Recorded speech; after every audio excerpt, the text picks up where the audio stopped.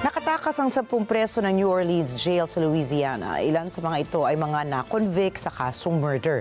Narito pang report ni Net25 correspondent NJ de Guzman.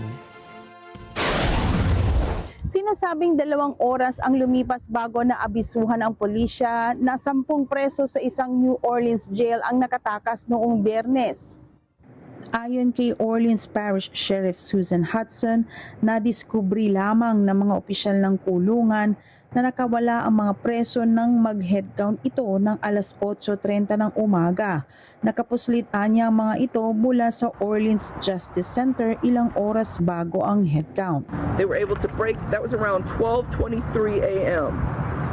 They were able to break open a door.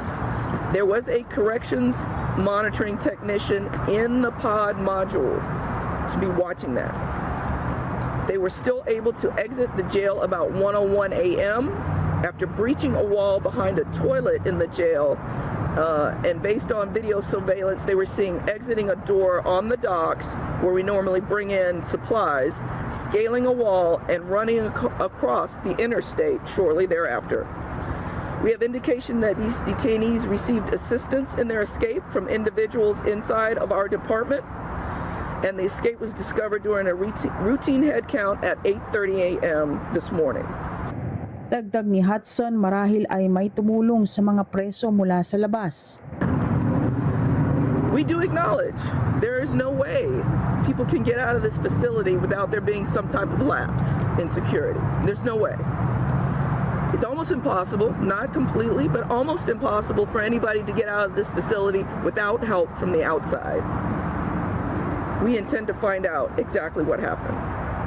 Sinabi naman ng Louisiana State Police na nahuli na ang isa sa mga nakatakas sa French Quarter ng lungsod. Nakitang nagtatago ang preso sa ilalim ng isang kotse sa isang hotel garage.